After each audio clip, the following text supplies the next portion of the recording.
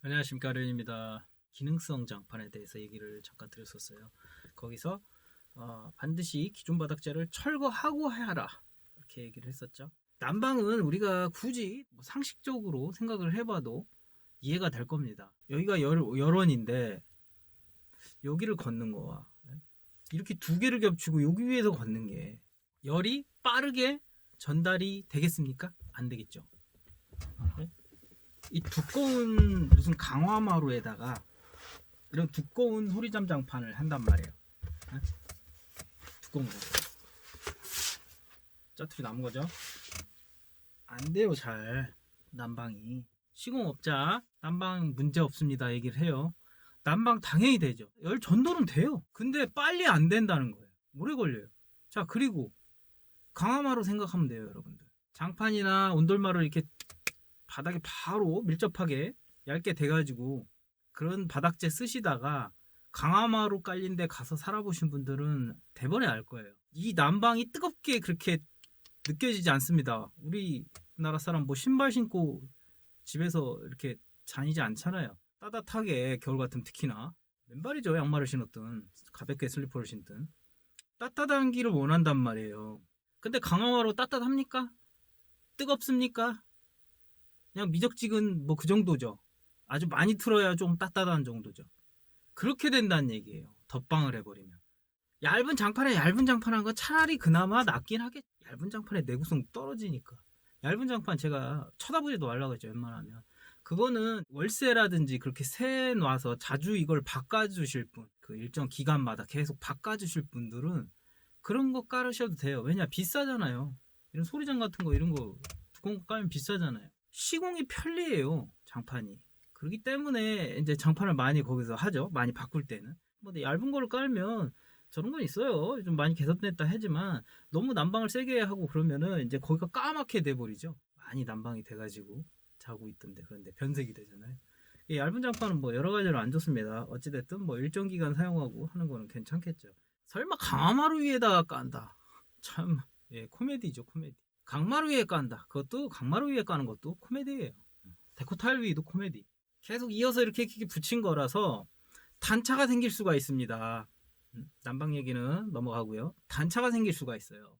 바닥이 평평하지가 않고 바닥이 평평했다 하더라도 이 마루를 깔았을 때 과연 이렇게 봤을 때 평평하느냐 아닐 수도 있단 말이에요. 약간씩 들떠 있는 게 있을 수도 있고 그러면 단차가 생길 거 아니에요 여기서. 거기에다가 덧방 깔아버린단 말이에요. 특히나 장판 같은 거. 들뜨겠죠 그럼. 이렇게 보면 몰랐을 수도 있겠지만 이렇게 보면 들뜨는 거예요. 햇빛에 이렇게 비춰갖고 이렇게 보면 딱 표시나죠.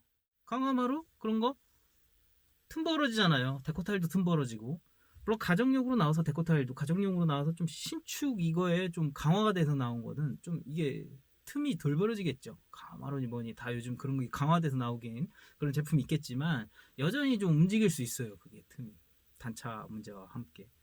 그러면 그 틈도 계속 처음엔 모르지만 처음에 시공하면 몰라요. 잘 됐네요. 좋네요. 계속 살다 보면 계속 밟고 다닐 거 아닙니까 거기를. 그러면 거기가 이제 배견한다고 그러죠. 우리가 배견한다는 말을 쓰죠. 그게 이렇게 딱 보면 틈도 보여요. 틈이구나 저게 틈이겠구나라는 게 그런 게 생긴단 말이에요. 아주 보기 안 좋죠. 우리가 그냥 그 기존 뭐 얇은 그 스티커식으로 이렇게 하는 경우도 있어요. 모양이 그건 싫어서 이 모양이 싫어서 이 색깔이 싫어서 얘를 걷어내고 하기에는 뭐 아직 멀쩡한 장판 상태면 거기다 이렇게 스티커를 붙이시는 분들도 있어요. 뭐 그 얇은 거 그거 하면 그것도 역시는 안 좋은데 뭐 그렇게도 할 수는 있겠습니다. 정 보기 싫어서 그런 거면.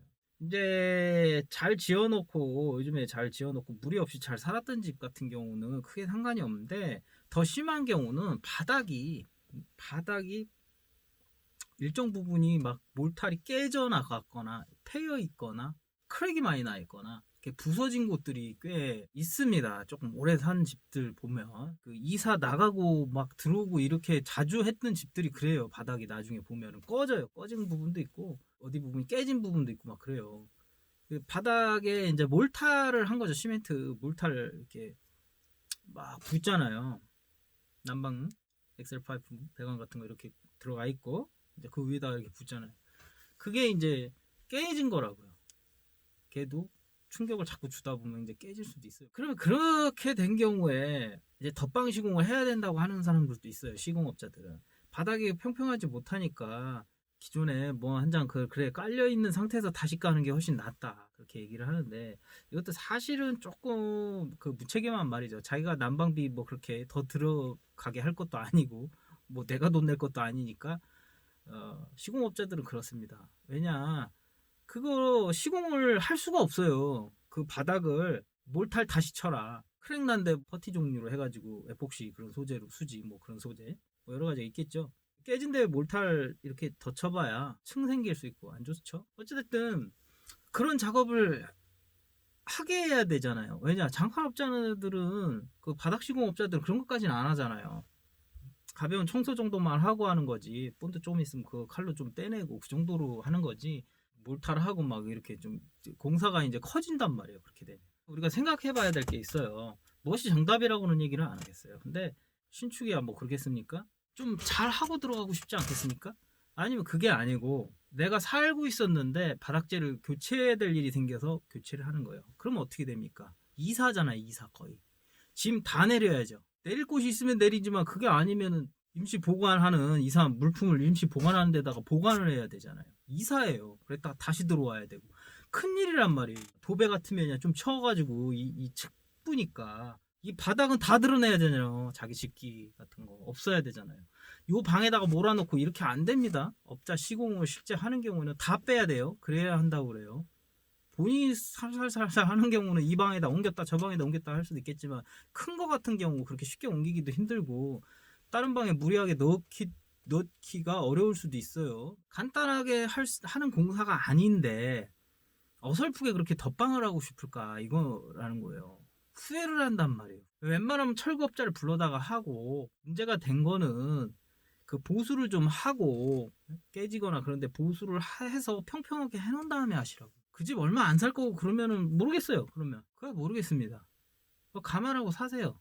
난방 더 떼고 사세요. 그냥 그 미적지근 좀 해도 난방 더 떼고 사세요. 그럼 안에 본드 시공을 해가서 다 붙여놓은 것들, 강화말 아니고 다 붙여놓은 것들은 다 기본적으로 철거하고 샌딩 해야 됩니다. 샌딩기 그라인더 그냥 갖다가 막 긁어대면 하는 사람 죽어납니다. 먼지 장난 아니죠. 막 올라오고 붙어요. 위로 올라갑니다. 이게 막 이렇게 돌아서 일으켰으니까 먼지를. 위에 주요 무슨 부위는 비닐로 좀 가리세요. 조명부터요. 막 가리세요. 이렇게. 그라인더에 기본적으로 이렇게 연결할 수 있게 되어 있는 그라인더를 써야 되죠.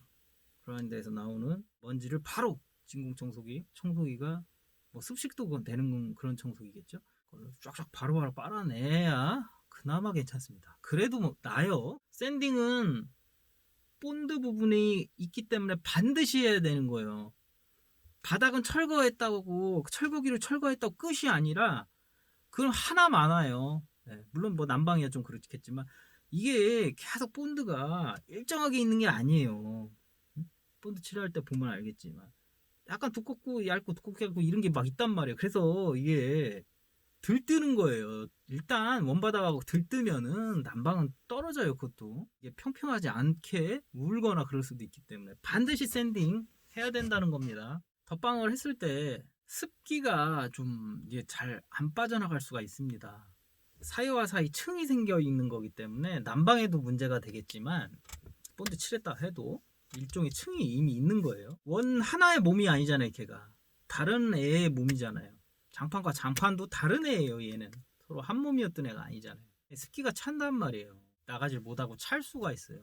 특히 언제 여름에 장마철에 습기가 이제 많이 생길 거 아니에요. 그래서 에어컨 틀어보면 엄청 나오는 거 아닙니까?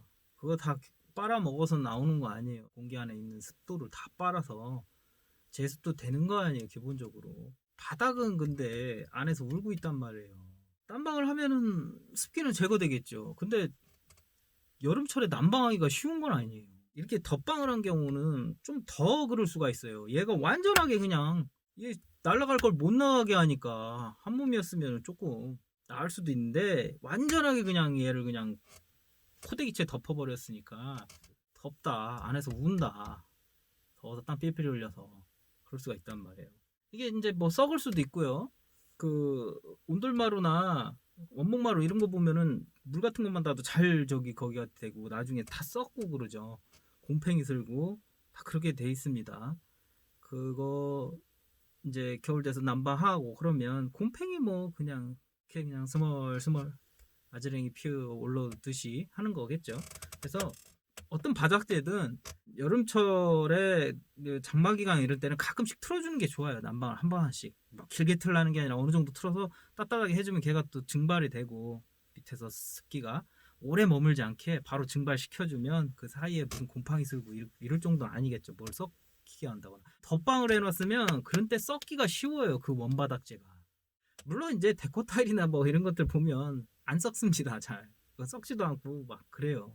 그런 내구성이 물론 있어서. 그런데 데코 타일은 얘기했다시피 가정용으로 그 수축 팽창 이런 거에 좀 그 강화돼서 나온 거 아니고 그런 거 아닌 거 쓰면은 데코 타일은 정말 상가나 그 건물 막 이런 날마다 그러니까 솔직히 저는 그래요. 나 참 바닥 난방에서 스멀스멀 아지랭이가 나와가지고 그 공기도 가열하는 게 좀 있는 거거든요 이게. 근데 거기다가 본드를 그렇게 잔뜩 칠해놓고 하는 그런 시공 방법들이 과연 좋은 것이냐 싶기도 해요. 뭐 조금 더 친화적으로 나왔다고는 하는데 그게 뭐 글쎄요. 본드인데 뭐 나중에 철거할 때 아무튼 바닥 샌딩 꼭 필요하죠. 강화마루는 안 그러겠지만 끼워 맞춤식이니까 피포만 걷어내고 하면 끝나는데 근데 또 강화마루는 그만큼 두껍잖아요. 이게 MDF, HDF 같은 톱밥 짜부 시켜가지고 본드 해서 짜부 시킨 거예요. 바닥에 본드를 직접적으로 하지 않았다 뿐이지. 근데 얘가 두꺼워요. 얘는 이미. 그래서 이거 난방 제대로 못 합니다. 뜨끈뜨끈하게 못 타요. 그 습기 문제에서도 취약할 수가 있다. 텁텁을 했으니 아우 얼마나 더 얘가 어디 나갈 데도 없고 빠져나갈 수도 없고 덧방을 했을 때는 정말 피치 못할 경우겠죠 사실. 근데 자 여기서 시공업자 쪽에서 이제 될 만한 얘기를 해보겠습니다. 시공업자들은 자 난방 뭐 상관없습니다. 별 차이 없습니다. 차이 없습니다. 난방하고는 상관없습니다. 막 이런 식으로 또 말해요. 어쨌든 자기네들이 빨리 시공할 수 있고 그러려면은 덧방하는 게 제일 편하니까요. 아까도 얘기했다시피 그런 공정을 다 거치게 하려면 자기네들이 들어가잖아요. 바로 들어갈 수도 없고 그냥 빨리 해버리려고 그런 식으로 해도 돼요. 이렇게 얘기한단 말이에요. 그리고 어떤 문제가 또 있냐? 네, 영상에도 보여주셨다시피 한마 드릴 그 원리죠. 거기에다가 이런 날을 붙인 거잖아요. 옆으로 헤라 같은 거라고 하나요? 그런 그 좀 큰 거죠. 그걸로 탕탕탕탕탕 치면서 가는 거죠. 공사 안에 보면 이렇게 뚫는 거 그거 할 때도 막 이렇게 들고 막 다다다다다닥 하면서 뚫잖아요. 이렇게 돼 있어. 그래서 그것도 다다다다다 그런 거잖아요. 뭐 거기에 이제 바퀴가 달린 거죠. 그래서 타다닥 치면서 이제 바퀴로 가는데 근데 무거워요. 걔가 기본 100kg 넘어갑니다.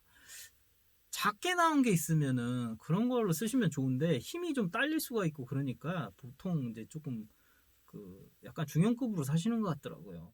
엘리베이터가 있는 아파트는 대부분 있죠. 아파트는 저층 아파트 같은 경우는 아니겠지만 아파트 싫고 네, 집에서 내려서 이렇게 바퀴 달렸으니까 끌고 가면 되는데 빌라 2층도 아니고 저희 꼭대기층이에요. 또 4층 빌라인데 4층 꼭대기 이렇게 안 돼 있는 곳은 그거 어떻게 올려요? 100kg가 넘는데 아니 20kg 30kg 같으면 둘이 그냥 이렇게 대충 들고 가면 돼. 이렇게 바퀴 두르륵 해서 가면 되는데 계단 타고도 안 된단 말이에요.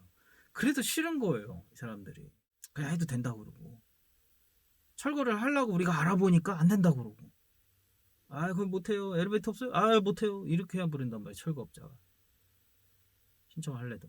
왜냐 자 일이 많으면 그런 거 안 하려고 그러죠.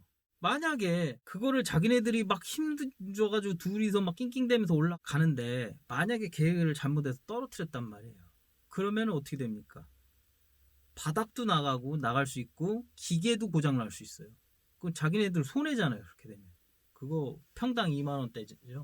그거 할랬다가 싫은 거예요. 자, 사다리차를 써야 된다고 하는 경우도 있습니다. 그러면 조금 그나마 양심적이죠. 그나마. 근데도 싫다고 하는 사람들도 의외로 있습니다. 일을 안 하려고 하는 걸 수도 있는데 근데 생각해보면 마찬가지예요. 그것도 사다리차를 올려준다고 끝인가요? 사다리를 올리면 어디로 올립니까? 뭐 안방이든 뒷베란다든 창 띄고 하겠죠. 창 뭐 열고 하든 그럼 그게 위치가 바로 방입니까? 방바닥입니까? 아니잖아요. 높잖아요. 거기서 받아서 내려야 되잖아요. 둘이 내리기 힘들어요. 그것도. 양쪽에서 붙잡고 위에서 붙잡고 해서 간신히 내릴 때 조심해서. 올릴 때도 양쪽에서 밑에서 들어주고 얘 위에서 해서 사다리에 올리고. 쉬운 건 아닙니다. 쉬운 건 아니에요. 장정 3명이서. 그거 도와준다고 하셔요. 2명은 와야 됩니다. 샌딩하고 이거 까내고 또 까낼 때는 이거 막 팀을 이뤄서 하게 돼 있습니다. 그렇게 해서라도 해서 바닥 철거하고 하세요. 손해볼 짓입니다. 난방비 매 년마다 겨울이 뭐 한두 달인가요? 아니잖아요. 길잖아요. 난방해야 될 그게 꽤 길어요. 그동안 계속 난방비만 많이 나오고 이 우리나라처럼 바닥 난방하는 곳에서 이 무슨 코미디입니까? 아니 따뜻하게 하지를 못하고 미적지근하게 그렇게 만들려고 왜 하냐고요. 뭐예요? 이사처럼 거의 이사 수준으로 물건 다 빼고 아니면 새로 들어갈 집인데 새로 들어가서 잘 살 집인데 그게 뭐냐고요 그게. 그렇게 하지 말라고 웬만하면. 그러니까 심한 거 아니면 그렇게 하지 말라고. 충분히 이해되셨으리라 생각합니다. 련이었습니다. 감사합니다.